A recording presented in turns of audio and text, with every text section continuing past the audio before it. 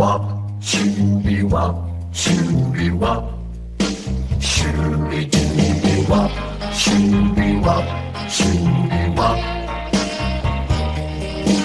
wop, shooby wop, shooby wop, shooby dooby wop, shooby wop, shooby wop, Hermanos y hermanas, shooby wop, shooby wop. en la familia de Dios.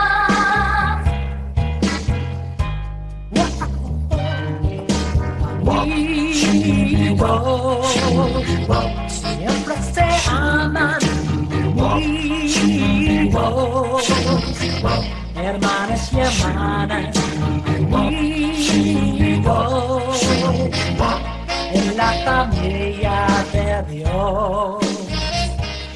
Hola, bienvenidos una vez más a nuestro magazine radial Entre Amigos, una producción de Solidaria Radio Coruña.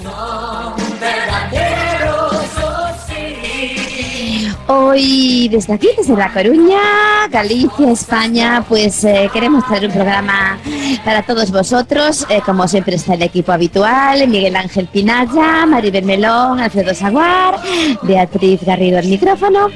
Y como hoy es una semana pues especial, una semana de pasión, quisiéramos abordar un poquito este tema, pero no con tristeza, aunque tiene su parte triste, pero con la alegría de que ese Jesús que murió en una cruz resucitó al tercer día.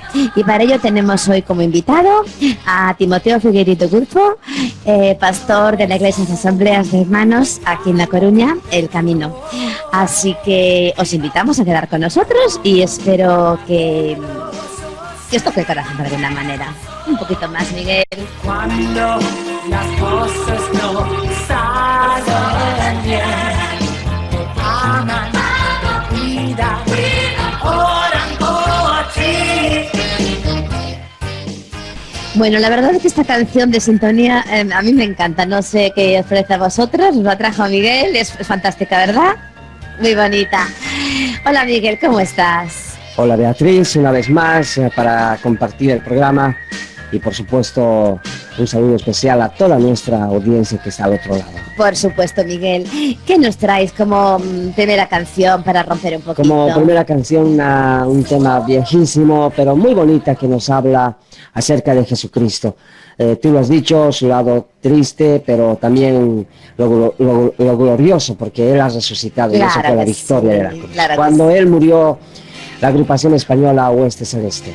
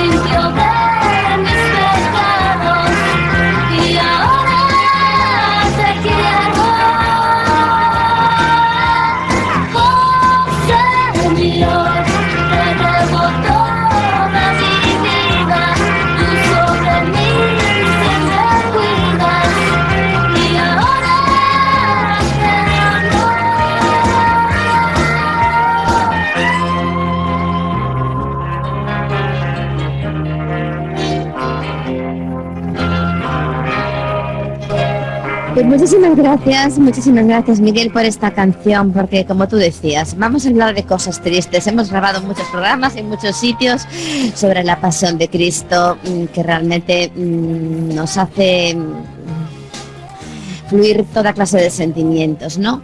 Pero cuando sabemos que luego Él resucitó y todo lo que ganó para nosotros en aquella cruz, creo que no es para ponernos tristes, sí para ponernos delante del Señor y agradecer, pero para alegrarnos con una música como esta. Muchísimas gracias, Miguel Ángel. Como decía antes, tenemos con nosotros a Timoteo Figueiredo Guzo. ¿Y cómo estás, Timoteo? Muy bien, siempre entre amigos es uno de los mejores lugares donde se puede estar, ¿no? Pues claro que sí. Timoteo, vamos a hablar de un tema tal vez un poco manido, pero que nunca pasa, porque realmente la Biblia y el mundo realmente gira en torno a la cruz de Cristo, ¿no? Bueno, en el mundo cristiano, El la mundo cruz... cristiano y el no cristiano, porque el calendario y todo esto. Sí, por lo menos en Occidente, el mundo pues ha marcado un antes y un después el nacimiento de Cristo. Y es el calendario por el que nos regimos. Luego, dentro de la vida cristiana, pues la cruz de Cristo también es central, ¿no?, para los cristianos. Sí. Y es un mensaje implícito en la Escritura, el plan de salvación desde Génesis hasta Apocalipsis, ¿no? Bueno, el problema del hombre desde el principio, Dios tenía en mente una solución ya antes de crear siquiera al hombre. Por lo tanto, desde las primeras páginas de la Biblia, Dios siempre está señalando hacia ese remedio. Y bueno, realmente es maravilloso pensar cómo el Señor nos amó, porque Él estaba pensando en cada uno de nosotros, los que estamos aquí, en cada persona que puede escucharnos antes de la fundación del mundo. Él sabía que le íbamos a fallar, Él sabía todo lo que iba a pasar, pero aún así nos creó y concibió un plan de salvación. Esto es demasiado grande para decirlo con palabras, ¿no? Hombre, entrar en la mente de Dios, entrar en lo que se define como la eternidad, se nos escapa a nuestra capacidad de comprensión. Y por supuesto hay muchas preguntas pues difíciles de responder, o tal vez incluso sin respuesta desde el lado humano. Pero sí, todos podemos entender, hasta un niño pequeño puede entender que a pesar de todo Dios nos ama, Dios se preocupa por nosotros y Dios ha ideado un plan de salvación, un plan de rescate, y eso es lo que Él nos ofrece a través de Cristo, de su Hijo. Bueno, como decía antes, por el calendario, pues bueno, celebramos un poquito, rememoramos más que celebrar todo lo que fue la Semana de Pasión. Y en un día como hoy, pues me gustaría que hablásemos sobre las 7 palabras que Jesús dice cuando está en la cruz, ¿no? Muchas veces hemos hablado de todo el sufrimiento físico, el sufrimiento espiritual, pero eso se traduce, ¿no? Lo que uno piensa se traduce luego en palabras. La primera frase, ¿cuál es la que Jesús dice estando en la cruz? Bueno, Jesús fue crucificado a las 9 de la mañana y entre las 9 y las 12 pronunció lo que se conoce como las 3 primeras frases, las 3 primeras palabras de Jesús en la cruz. Y lo interesante es que las 3 primeras, donde Él pone su mirada, es en los demás. Cuando nosotros, a lo mejor estando en una situación de dolor y de sufrimiento como Él, pues pensaríamos más en nosotros mismos o los más cercanos. Sin embargo, Jesús pone su mirada primero en los verdugos, los que le están precisamente crucificando, y pide perdón para ellos, o les ofrece perdón.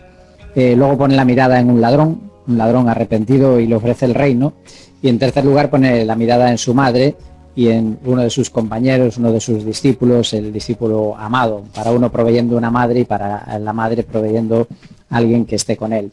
Y esas 3 pues son las primeras. Es muy bonito esto que acabas de decir, ¿no? Porque realmente Jesús ya venía de la oración del huerto, donde sudaba gotas de sangre, todo lo que pasa con Pilato, todo lo que crucifícale, y ya iba lleno de latigazos, con espinas en la frente. Sin embargo, piensa en los demás, ¿no? La primera frase es: Padre, perdónalos porque no saben lo que hacen. Yo creo que ninguno, no sé si alguno de nosotros seríamos capaces de decir eso ante semejante atropello, crueldad y barbarie. Perdonar para mucha gente no es fácil. aunque a veces encuentro gente que me dice que no les cuesta pedir perdón, pero perdonar, sobre todo si te hacen lo que le hicieron a Jesús, supongo que todavía sería mucho más difícil. Pensar que él afrontó un juicio totalmente injusto, con pruebas falsas, con falsos testigos, un juicio ilegal porque se hizo por la noche, con urgencia, sin cumplir los plazos legales, porque se llegó a la sentencia en 12 horas y ya a la ejecución cuando como mínimo tenían que haber pasado 24, y luego todo un proceso de burla, de tortura, los 39 azotes, que seguramente fue lo que recibió, eran un daño tremendo que infligía al cuerpo, hecho con unas tiras de cuero que en los extremos llevaban unas bolas de plomo, y también trozos incrustados de huesos, con lo cual esos 39 azotes rasgaban la piel y a veces incluso un poco más, con mayor profundidad. Y en esas condiciones pues fue llevado durante toda la noche, no le dejaron ni dormir, caminando aproximadamente unos 4 kilómetros desde un lado para otro, a la casa del sumo sacerdote Anás, luego a la de Caifás, luego al Sanedrín, luego a Pilato. Pilato lo envía a Herodes, Herodes lo devuelve a Pilato, y por fin pues caminaría desde el pretorio en Jerusalén hasta el Gólgota, pues cerca de 1 kilómetro, un poco menos de 1 kilómetro.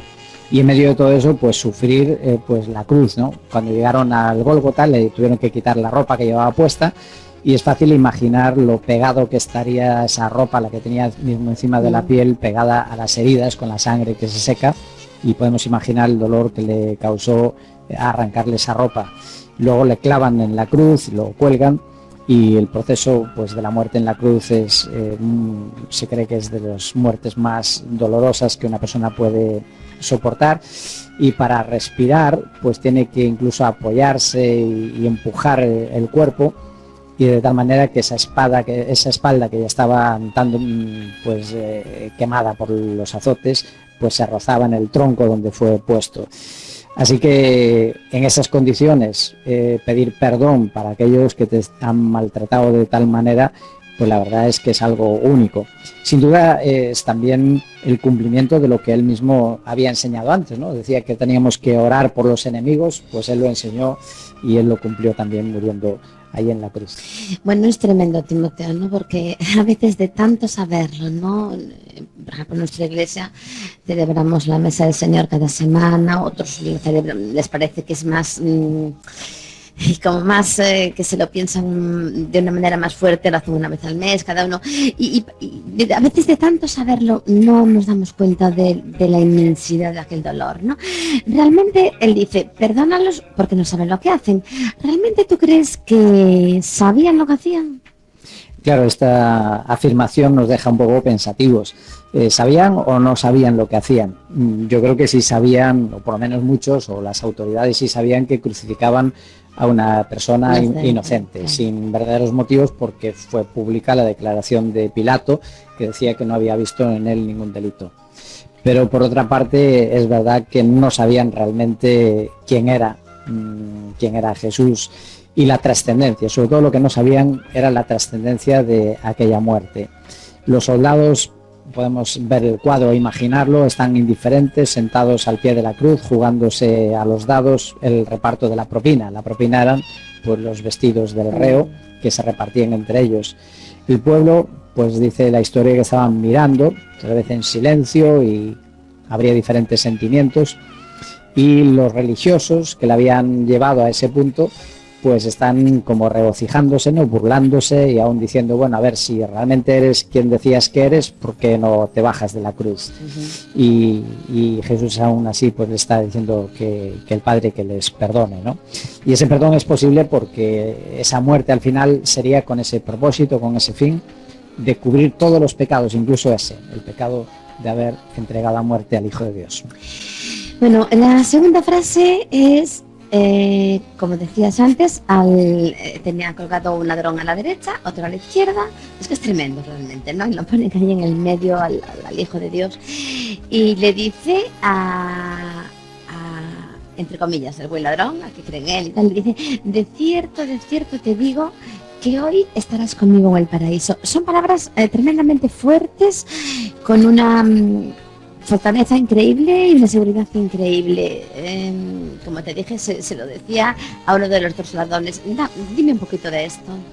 Supongo que ladrones no hay ninguno bueno. No creo que nadie considere Bueno, bueno. por eso dije entre a un ladrón. comillas. Lo que pasa es que le llamamos más bien el ladrón arrepentido, ¿no? Vale. Y es interesante que el primero que, digamos, hace suya la primera frase de Jesús, el primero que toma para sí lo que Jesús está ofreciendo desde la cruz, el perdón, pues sea precisamente un delincuente, que era pues un delincuente importante, porque si no, no hubiera muerto castigado en una cruz. Pero lo bueno de esta frase es que aún así, en esa condición, digamos, del pecador más bajo para la sociedad, para los hombres, del peor pecador, Jesús está dispuesto también a perdonarle. Y no solamente perdonar su pecado, sino que le ofrece algo que es extraordinario, ni más ni menos el poder pasar de este mundo, de vivir en esta tierra, a pasar al paraíso, es decir, a la misma presencia de Dios. Y yo creo que eso es una expresión, una frase que todo ser humano pues le gustaría poder tener la seguridad en el día de su muerte, aunque no sea un delincuente, aunque sea una buena persona, pero que pudiera tener esa misma certeza de aquel hombre de que cuando muriese sería para entrar en la presencia de Dios. ¿Pero qué hizo? ¿Qué diferencia hay entre un ladrón y otro? ¿Qué hizo para escuchar esas palabras ese hombre? Bueno, me gustaría primero señalar lo que no hizo, porque a veces tenemos nuestras ideas, ¿no? ¿Qué es lo que tendríamos que hacer para entrar en la presencia de Dios? Bueno, lo que no hizo, primero es evidente que no hizo ninguna buena obra, más bien todo lo contrario, todo fueran malas obras y en la cruz era imposible que hiciera ninguna buena obra. Tampoco hizo nada religioso, una vida religiosa, y tampoco fue sometido ni se sometió a ningún rito religioso, como podría ser pues algunos que confían que el bautismo puede tener cierta capacidad de cambiar nuestra vida. Pues este hombre no pasó por ninguna de estas cuestiones. ¿Y qué es lo que hizo entonces? Bueno, pues lo que hizo realmente fue solo una confesión, unas palabras de confesión. Reconoció su pecado, porque él le dice a su compañero: nosotros, a la verdad, justamente estaban allí en la cruz porque recibimos lo que merecemos por nuestros hechos. Es decir, hace una confesión de pecado, hace una confesión también acerca de Jesús, le reconoce, dice: este nada malo ha hecho, y hace también una confesión de fe, de lo que él cree. Y en el versículo 42 de este evangelio dice que le decía: Jesús, Jesús, acuérdate de mí cuando vengas en tu reino. Es decir, que era alguien que conocía, que creía en la promesa de Dios, de que hay un reino futuro, que creía que Jesús era ese Mesías de ese reino, el Rey, y sobre todo, cuando se dirige a Jesús es porque él cree que Jesús puede salvarle. Y creyendo todo esto, solo hace una petición muy escueta, simplemente dice: Jesús, acuérdate de mí. Esa es la oración tan sencilla que abre la puerta al paraíso, al reino de Dios, al reino de los cielos. Vamos entonces a la tercera palabra de las que tú decías, dirigidas a los demás. Le dice a su madre y a su discípulo amado: mujer, he ahí tu hijo, he ahí tu madre.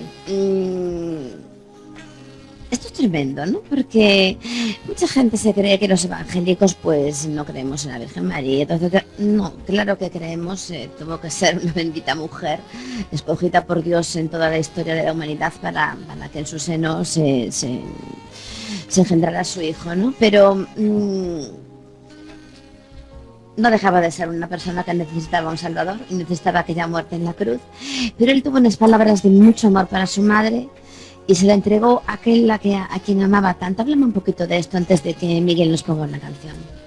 Seguramente este es uno de los momentos más entrañables en la muerte de Jesús en la cruz, donde después de haber puesto su mirada primero, ni más ni menos que en un ladrón y en sus verdugos, en tercer lugar se ocupa de sus seres más queridos, en este caso de su madre. Y sin duda la cruz de Cristo, la muerte de Cristo, es un momento de pérdidas, un momento de pérdida para una madre que ve morir a su hijo, lo cual no es natural. Normalmente siempre morimos los padres antes que los hijos. Es su primogénito, tiene 33 años, es alguien joven todavía, en la flor de la vida, y además un hijo sin duda ejemplar, el hijo perfecto que todos querríamos tener. Y una madre que además siempre creyó en él, que era quien era, pero que sufría la burla de sus demás hijos. Todos los demás hijos de María estaban burlándose y no creían que Jesús era el Mesías y quizás hasta pensarían que su madre estaba loca en las afirmaciones que hacía acerca de él. Y ahora ver que este hijo se muere, que se queda sola, pues todo parece indicar que además José, el padre, se había muerto mucho antes.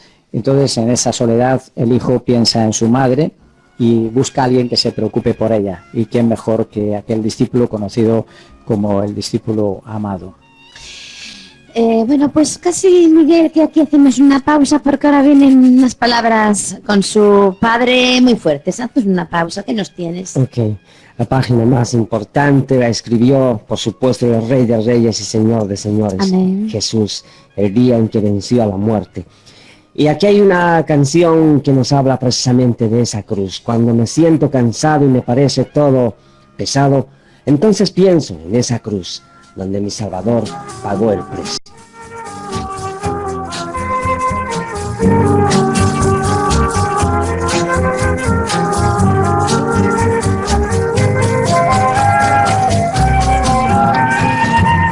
Por esa cruz, la cruz de mi Jesús, ya puedo yo vivir en la luz.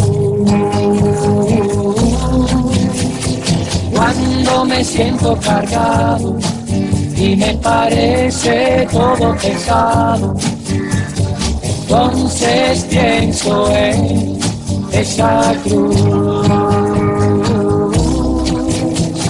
Cristo mismo cargó hasta que no aguantó el peso terrible de esa cruz.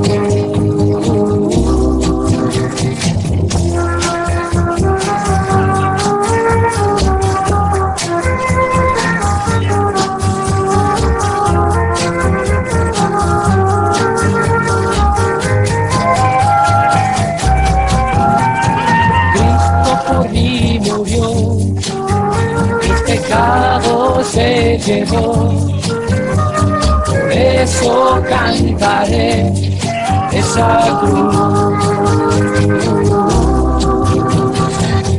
por esa cruz, la cruz de mi Jesús, puedo yo vivir en la luz.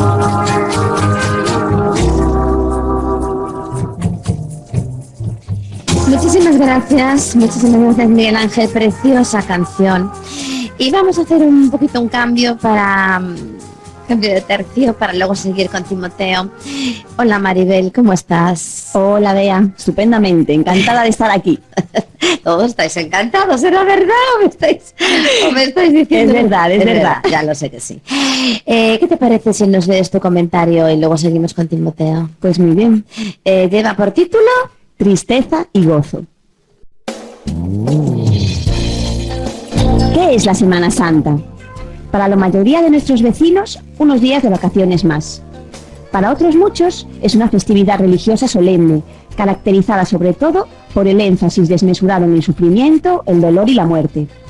Al igual que ocurre en Navidad, donde el Señor Jesucristo es despojado de su majestad y reducido a la figurita de un bebé regordete y alegre, en estas fechas lo vemos despojado de su divinidad, convertido esta vez en un hombre doliente, un rostro ensangrentado en un espectáculo de violencia, una figura que sufre sin remedio, agonizando en una cruz de mentirijillas que pasea por las calles. La Semana Santa que todos conocemos, la de la tele, la que va en procesión en medio de saetas y alaridos, nos presenta a un Jesús meramente humano, un Jesús que carece completamente de voluntad y propósito. Nos lo presenta como una víctima de las circunstancias, a merced de la traición de Judas y de los designios misteriosos de su padre. Qué diferente del Jesús auténtico, cuya historia real podemos conocer leyendo la Biblia, y no a través de películas ni musicales con canciones de Camilo VI. Efectivamente, Jesús sufrió, padeció, agonizó y murió, pero todo ello sabiéndolo de antemano, cumpliendo conscientemente la voluntad de su Padre con un propósito muy claro y definido: morir en nuestro lugar, sufriendo el castigo que nuestros pecados merecían. Y tras la muerte, la resurrección gloriosa que nos garantiza la vida eterna a todos cuantos creemos en Él. Pues este es el motivo central de la Semana Santa, la causa de la muerte y la resurrección de Jesucristo, el porqué de su sacrificio redentor. Eres tú, soy yo, es la salvación de nuestra alma. Porque si Jesús no hubiese entregado su vida en aquella cruz, nuestros pecados no habrían podido ser perdonados. Y si Jesús no hubiese resucitado, no existiría para nosotros la vida eterna. Cuando leemos en el Evangelio de Juan los capítulos previos al arresto de Jesús en el huerto, no vemos a un Jesús lamentando su mala suerte, ni pidiendo venganza contra Judas, ni pensando alternativas al plan trazado por el Padre Celestial, sino que vemos a Jesús preocupado por sus amigos, orando por todos ellos, incluyéndonos también a nosotros, los que habríamos de creer en Él. A punto de afrontar el dolor, los padecimientos y la muerte, Jesús les habla al corazón y conforta su espíritu. Les habla de paz, aun cuando en su futuro inmediato le aguarda el sufrimiento. Les habla de permanecer unidos en Él, aun sabiendo que todos le van a abandonar.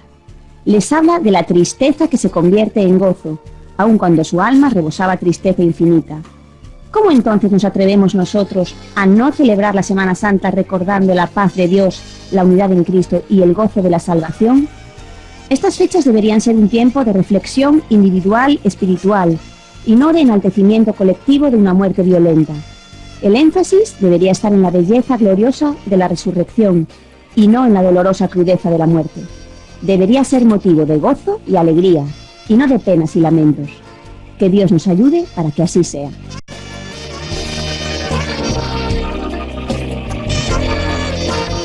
Pues muchísimas gracias, Maribel, como siempre, excelente comentario. Y vamos entonces a seguir contigo, Timoteo, la entrevista, porque ahora vienen unas palabras realmente tremendas, ¿no? En las que Jesús básicamente habla con el Padre. Bueno, es tremendo. La siguiente palabra es Dios mío, porque me has desamparado. Además que la dice en hebreo. Sí, a las 12 del mediodía se produjo oscuridad hasta las 3 de la tarde. Y ese tiempo de oscuridad, ¿qué es lo que estaba ocurriendo? Pues lo que estaba ocurriendo lo refleja esa cuarta palabra, esa cuarta expresión de Jesús en la cruz, que habla del Padre apartando la vista de su Hijo. ¿Y por qué? Pues ¿por qué? Sin duda es un momento durísimo, quizá el momento más duro que él afronta, en parte, como decía Maribel, aún más allá de lo que es el sufrimiento físico, el aspecto moral y espiritual de la muerte de Jesús en la cruz. Y ver a aquel que amparó a todos, ahora es desamparado hasta por su propio Padre. Y debe ser tremendamente duro tener un Padre que es todopoderoso, un Padre que está viendo, un Padre que puede librarte y no hace nada y consiente y permite la muerte de su Hijo allí en la cruz. Y eso es algo que ningún ser humano jamás pasará por una situación igual, en el sentido de que es verdad que hay seres humanos que sufren y han sufrido terribles condenas y torturas injustas y soledad, pero todo ser humano siempre ha tenido la posibilidad, que la haya usado o no es otra cosa, pero todo ser humano siempre ha tenido y tenemos la posibilidad de recurrir a Dios y de clamar a Dios en busca de ayuda. Sin embargo, para el Hijo de Dios en ese momento no hubo amparo. Y la gran pregunta pues es ¿por qué? Claro, ¿por qué Dios Padre desampara ahí al Hijo? Y la respuesta se encuentra en la palabra de Dios, porque realmente allí no se escuchó ninguna respuesta. El Padre no le contestó en una voz audible, ni nadie lo escuchó, porque la respuesta era evidente, se conocía por lo que la palabra de Dios enseña. Y el porqué estaba en que Jesús en ese momento estaba cargando con el pecado de la humanidad, el pecado de todos nosotros. Y lo dice el profeta Isaías, ¿no? En el capítulo 53, donde dice que Dios estaba poniendo sobre él el pecado de todos nosotros. Y luego explica un poco más adelante el mismo profeta que el pecado hace separación, que hace división entre nosotros y Dios, que el pecado hace que Dios esconda su rostro. Y esa es la razón por la que Jesús en la cruz experimentó ese desamparo del Padre, porque estaba tomando mi pecado, estaba tomando tu pecado, tomando el pecado de todos aquellos que nos están escuchando en este momento. ¿Para qué? Pues para librarnos a nosotros precisamente del pecado, para pagar por nuestros pecados. Bueno, es tremendo, ¿no? Más con gran amor dice eso, es amor Padre, ¿por qué me has desamparado? Tiene una fuerza increíble esto, ¿no? Luego dice una quinta palabra, en las versiones más antiguas decía sed tengo, ya en las más nuevas dice tengo sed. Vamos a ver, sed física, Timoteo, sed física. Y luego también dice, para que la escritura se cumpliese, dijo, sed tengo sed. Habla un poquito de esto. ¿Cómo no iba a tener sed en ese momento de su vida, en esa situación, después de las heridas sufridas y de la pérdida de sangre, la deshidratación? Llevaba ya 6 horas colgado ahí en la cruz, pues es normal que tendría incluso hasta fiebre y por eso una tremenda sensación de sed. Lo cual pone al Jesús en su aspecto, en su lado humano, ¿no? Totalmente humano como nosotros, sufriendo igual que nosotros. La cruz no fue un paseo para Jesús, decir, bueno, es que como era Dios, pues él realmente no sufrió, sí, sufrió en grado mismo como cualquier otro ser humano en el aspecto físico. Pero también la sed es significativa, porque de hecho la sed aparece mencionada esta frase al final, cuando él seguro que la tuvo muchísimo antes, pero esperó hasta ese momento. Porque la sed es un síntoma del infierno, ni más ni menos. Una de las historias que había contado Jesús de un hombre que se había muerto, ¿no? Aquella historia del rico y Lázaro, pues dice que estaba en un lugar donde tenía sed. Y es una figura de la sed, sin duda, espiritual, de la separación de Dios. Cuando el ser humano, cuando una persona está separada de Dios, tiene sed, hay un vacío en su corazón. Por eso Jesús a la samaritana le decía, el que cree en mí no tendrá sed jamás. Y por eso la Biblia también nos dice que el cielo, el lugar que esperamos todos los hijos de Dios, donde estaremos con Él, es un lugar donde tampoco hay sed. Entonces, esa sed de Jesús era significativa por eso. Y la expresión que añade Juan, ¿no?, que explica el motivo por qué lo dijo, porque lo dijo al final de todo, por qué no lo dijo antes, dice que era para cumplir lo que estaba escrito en la palabra de Dios. Eso aparece en el Salmo 22, donde hablaba ya de esa muerte y esa sed de Jesús en la cruz, con la lengua se me pega al paladar, y otro salmo también que dice que para mi sed me dieron a beber vinagre. Así que Jesús, en el momento que ya va a morir, justo va a morir, antes de morir, Él quiere dar cumplimiento a esta profecía.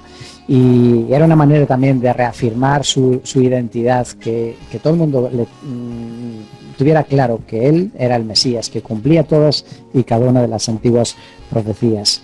Y ese era quizá el propósito por el que lo dice, y Juan lo recoge de esa manera. Luego viene una palabra tremenda y contundente. Dice en la Biblia que gritando, elevando su voz a gran voz, dijo, consumado es. Decía antes Maribel que en la cruz venció la muerte, también la resurrección. Aquí realmente venció muchísimas cosas, pisó la cabeza de la serpiente, los principados y potestades fueron derrotados allí. Es tremendo. Háblame de este consumado es. Ya acabé, lo hice, por mucho que me haya costado, ¿no? Sí, yo creo que en esta frase, que en el original es una sola palabra, lógicamente Jesús no estaba para decir muchas palabras, pero con una palabra muy significativa. Yo creo que sí que ahora es una expresión de alivio, después de haber visto todo el cuadro negro, pues ahora Jesús siente ya el alivio de haber cumplido con su misión, con el propósito de aquella muerte, del sufrimiento, y es un grito de victoria, es un grito de victoria sobre el enemigo de la humanidad. El apóstol Pablo, por ejemplo, lo recoge en una de sus cartas, escribiendo a los colosenses en el capítulo 2, donde dice que allí él estaba cancelando un documento de deuda, que era una serie de decretos contra nosotros, contra los seres humanos, y que Jesús lo estaba quitando de en medio, clavándolo en la cruz y despojando a los poderes y autoridades, haciendo de ellos un espectáculo público, triunfando sobre ellos por medio de él. Así que es una expresión ya realmente de triunfo de Jesús en la cruz, donde está cumpliendo, como decíamos al principio de este programa, aquel programa de Dios, el programa de Dios que desde el principio tenía trazado este plan. Y la expresión consumado es, pues significa, la palabra tiene un sentido de una obra completada, algo completo, no algo a medias o algo que después todavía hay que terminar de atar algunos cabos, sino algo que fue hecho de una manera total y completa. Es una palabra que significa también pagado íntegramente, y se usaba en la antigüedad pues para poner en un escrito de deuda. Si alguien contraía una deuda y se escribía un documento, cuando pagaba esa deuda se ponía encima esta palabra que significaba es un pagado, totalmente pagado, íntegramente pagado. Y así es la obra de Cristo en la cruz cuando muere por nuestros pecados, pues en realidad está haciendo el pago total por todos nuestros pecados, el rescate por todos nuestros pecados. Y con eso quiero decir que no hay nada que añadir a la obra de Jesús en la cruz. De tal manera que pretender hacer algo por nuestra salvación, como pretenden algunas religiones, yo hasta diría es una ofensa a Dios, porque si Dios dice ya está todo hecho, pues es como decirle, mira, pero falta algo, hay algo que yo puedo añadir, que yo puedo completar, y eso es ofensivo cuando Dios nos dice que Cristo lo pagó todo. Y por eso la salvación que Dios nos ofrece es un regalo, es una salvación que se recibe solo por la gracia, por la fe y no por las obras. Y luego es curioso, Timoteo, porque lo último que Jesús dice en la cruz, dice, Padre, en tus manos encomiendo mi espíritu. Esto tiene un significado muy especial, porque, y luego dice que inclinó la cabeza, ¿no? O sea, él mismo es como si se dejara morir y entrega el espíritu. O sea, esto es contra natura realmente, ¿no? Explícame un poquito esto. Sí, la muerte de Jesús no fue una muerte normal en este sentido, ¿no? De hecho, Lucas, que es uno de los que recoge esta frase de Jesús como médico, pues se fijó y dice que fue clamando a gran voz. Era algo prácticamente imposible una persona crucificada después de ya llevar tantas horas colgado en la cruz. Y más porque los crucificados suelen morir por asfixia, entonces pronunciar algo a gritos era imposible para que la gente le escuchara como le escuchó. Entonces la muerte de Jesús realmente fue algo sobrenatural, y en el caso de Juan pues recoge este detalle, ¿no? Que él entregó el espíritu, pero dice que primero inclinó la cabeza y después entregó el espíritu, cuando lo normal es al revés. Cuando uno se muere, entonces los músculos se relajan y se caería la cabeza, pero Jesús fue un acto de su voluntad. Y no es nada nuevo, porque él mismo lo había predicho, que nadie le quitaba la vida, que él la vida la pondría él, la iba a dar él de su propia voluntad. Y así ocurrió, y sorprendió por eso también al propio Pilato, que hubiera muerto tan pronto, porque no era lo normal. Pero murió cuando él cumplió con la tarea, como explicábamos hace un momento en la expresión anterior. Y esa misión, pues una vez pagado por el pecado de la humanidad, pues ya era el momento de entregarse al Padre, ¿no? Y es interesante también que ese momento, el momento de la muerte, es el momento de nuestra vida. Por su muerte nosotros podemos tener vida, y el camino que siguió Jesús al final también es nuestro camino, porque lo que ocurrirá a todo creyente que se muera, todo aquel que tiene su fe y su confianza en Jesús, pues cuando se muera también su espíritu es recogido por el Padre, ¿no?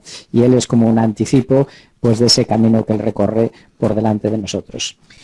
Muy bien, Timoteo, muchísimas gracias. Antes de que termines con una palabra de las implicaciones de la cruz, nos falta escuchar las poesías de Alfredo, que seguro que hoy son muy especiales, pero Miguel, ¿nos pones antes una canción?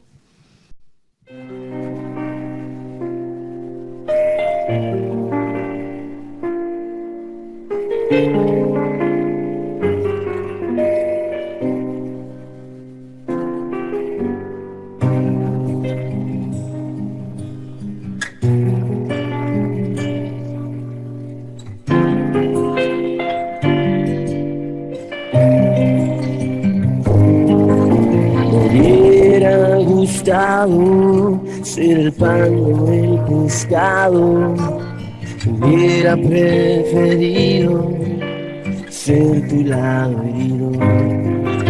Me hubiera gustado ser el mar que callaste, o uno de los miles que sanaste. Pero fui latido en tu espalda y en tu frente fui una espina. Fui la punta de la lanza encajada en tu costilla. Fui la cruz y la madera, y aún aunque yo te vi de fuera, queriendo ser tu auxilio, fiel martillo que empujó los clavos hasta el fondo.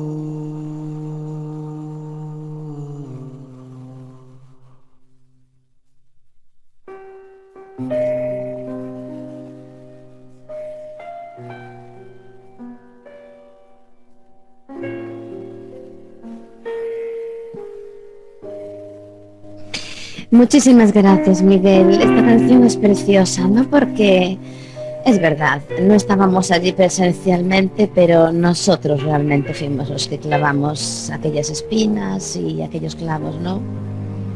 Sí. Sí, Beatriz, en una interpretación preciosa, la de Miguel Balboa, El martillo. Preciosa, Miguel, muchísimas gracias.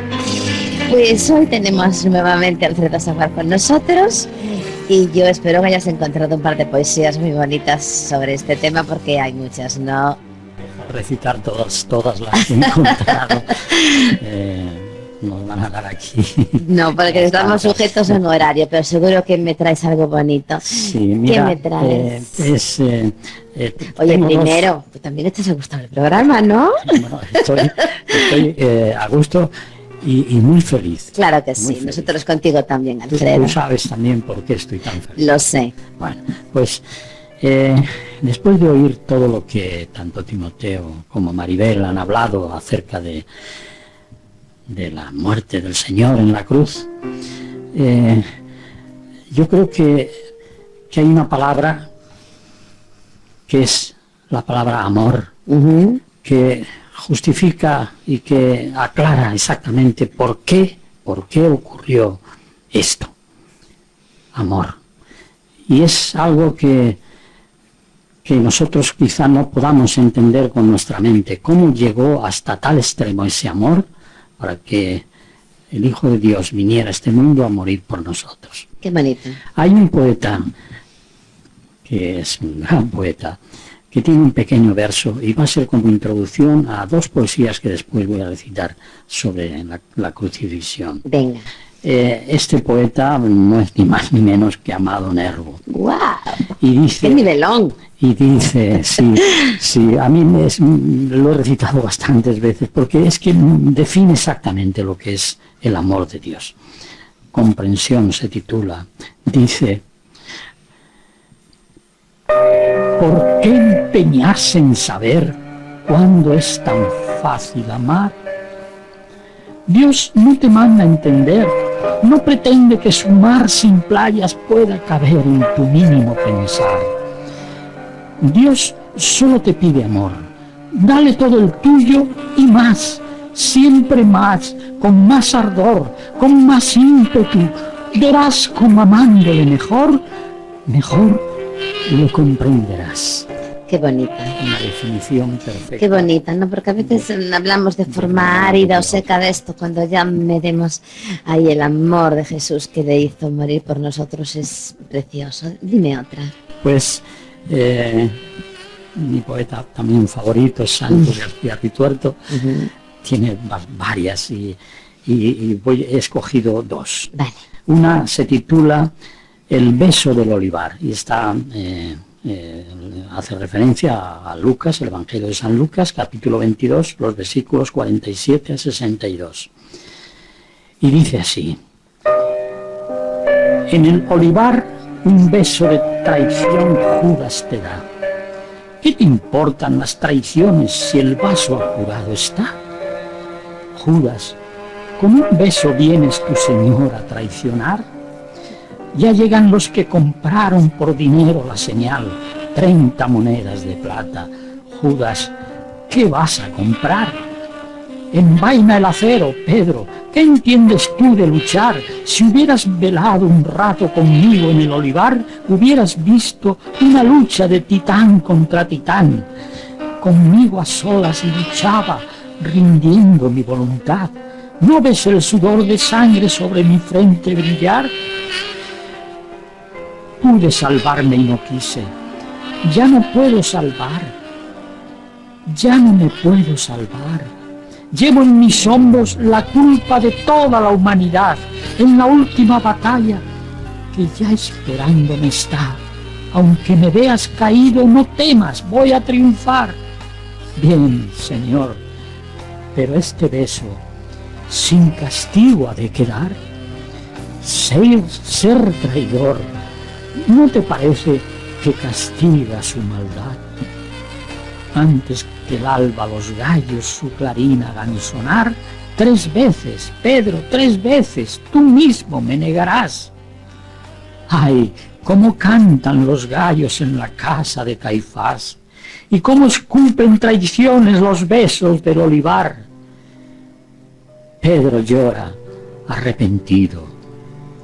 Judas no supo llorar.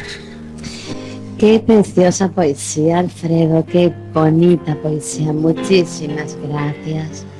¿Y la última que tienes? Pues también de Santos García Rituerto, la titula Las 5 llagas. Cristo de las 5 llagas, ¿quién hizo tan mal a la cuenta? 2 en los pies, 2 las manos, 1 en el costado abierta, son 5 sin duda alguna, pero ¿quién la cuenta lleva de las espinas clavadas en su sien, de las correas que azotaron sus espaldas, sierpes de Satán, posesas? Se habla de las 5 llagas por una lista incompleta, donde falta la más honda, la más ancha, la primera, que no la infligieron clavos, ni lanzada, ni correas, pero que se ancló en el fondo como arpón que nunca suelta. No la hicieron los soldados, incapaces de clemencia, ni la turba enfurecida pidiendo que el Cristo muera, ni Judas con aquel beso de la traición más aviesa, ni Pedro, siempre valiente, menos ahora que le niega. La llaga que siempre sangra, esa que jamás se cierra, se la clavamos nosotros con el desprecio. Es la nuestra. Pues muchísimas gracias, Alfredo. Me has dejado sin palabras. Muchísimas gracias. Y antes de que Miguel terminemos y nos ponga una canción, Timoteo, me gustaría hacerte 1 o 2 preguntas. En primer lugar, todos sabemos que al tercer día Jesús resucitó, ¿no? Entonces, no quisiera que esto fuera un programa, hemos meditado, nos hemos emocionado, hemos hablado cosas impresionantes, la victoria sobre el pecado, sobre las huestes de Satanás, promesas cumplidas, todo esto, ¿no? Creo que si tuviera que buscarle un título a este programa, le pondría Vida por vida a precio de sangre. Entonces, luego el tercer día resucita. Dime un minutito sobre la resurrección de Cristo. Bueno, una vez que Jesús muere, ocurren cosas muy significativas. La primera es que el velo del templo se rompió, con lo cual simbólicamente está diciendo que se abrió el camino para que todo ser humano pueda acercarse a Dios. Otra cosa que ocurrió es la resurrección de varias personas muertas, lo cual era un anticipo de la resurrección de Cristo y de todos aquellos que creen en Cristo. Y ante toda esa situación, pues se abrió una puerta de esperanza que culmina con la resurrección propia de Jesús al tercer día, aunque la gente, los discípulos, en el momento no se lo creían porque le vieron muerto, no pensaban nunca que iba a llegar realmente a morir, y vieron que pasaban los días y el tercer día pues ya habían perdido las esperanzas. Sin embargo, una vez más se cumplía lo que Cristo mismo había dicho y lo que la palabra de Dios anunciaba, y era el sello final de aprobación de esa obra de salvación y de que Cristo realmente no era un mero ser humano, sino que era Dios mismo. Y por lo tanto, con su resurrección, pues se abría la esperanza definitiva que cambió radicalmente a aquellos discípulos que estaban tristes, estaban hundidos, estaban decepcionados, que habían decidido volver a su trabajo. pues a raíz de la resurrección de Jesús, bueno, cobran un ánimo y entusiasmo que el mensaje de Jesús llega hasta nosotros, hasta Finisterre y más allá, ¿no? Hasta todos los lugares del mundo. Con lo cual el cambio fue radical en la vida de aquellos hombres, de aquellas primeras mujeres, al ver la resurrección de Jesús. Y eso sigue traduciéndose hoy en día en que la fe en Cristo, en la obra de Cristo, pues también trae resurrección a nuestras vidas y por lo tanto nos hacemos partícipes de la nueva vida en Cristo. Aquí ahora en el día a día pues anticipamos algo de esa nueva vida y finalmente pues todos esperamos también nuestra propia resurrección cuando pues recibamos un cuerpo que esté libre del dolor, libre de la enfermedad y un nuevo mundo con cielos nuevos y tierra nueva en los cuales mora la justicia. Y de la misma manera que se han cumplido todas las demás cosas que Dios anunció, pues también se van a cumplir las que quedan todavía. Por cumplir. Timoteo, una última cosa. Me encantó cómo Alfredo introdujo el tema del amor de Dios, ¿no? Todo esto que hemos hablado es, bueno, se terminará en el cielo, pero como a la culminación de un amor extraordinario fuera de toda lógica de Dios hacia nosotros. Para cualquier persona que nos puede estar escuchando, ni sabemos dónde, ni de qué manera, ni en qué condición, que necesite escuchar de ese amor precioso de Dios que llevó a Jesús a la cruz, ¿no? Hay un himno precioso, fue su amor que le llevó a morir. Háblale de ese amor a cualquier persona que esté necesitándole y cómo puede pasar de muerte a vida por alguien que dio la vida por esa persona. Un minuto, por favor. Como dice el Evangelio, no hay mayor o mejor prueba, evidencia del amor de Dios es que el Hijo de Dios haya puesto su vida por nosotros. Por lo tanto, el primer mensaje importante es que Dios nos ama profundamente y lo ha demostrado pues al precio más alto que era entregando a su Hijo y el Hijo también asumiendo y aceptando ese reto de entregarse por nosotros. Y por lo tanto pues la puerta está abierta, Dios ha demostrado su amor hacia nosotros y ahora lo que falta es que nosotros respondamos a ese amor tan generoso de Dios. Y lo único que tiene que hacer cualquier persona que nos escuche pues es reconocer su pecado, porque todos somos pecadores, reconocer que Cristo murió por ese pecado y creer y aceptar su obra en nuestro lugar y simplemente una oración sencilla de pedirle a Dios que le perdone, que Cristo venga a su vida y que le haga esa nueva persona que Él prometió hacer a todos aquellos que creen y confían en Él y recibirá el perdón de pecados y el regalo de la vida eterna. Pues muchísimas gracias, Timoteo, y mientras Miguel Ángel nos pone una canción o después yo voy a despedir el programa. En primer lugar, gracias a cada uno de vosotros, Maribel Melón, Miguel Ángel Pinar, ya funciona múltiples cosas. Alfredo Sagual, estoy encantada de que estés hoy aquí, de verdad. Gracias, Timoteo. Gracias a todos vosotros por escucharnos y bueno, despedirnos, emplazarnos hasta un próximo programa.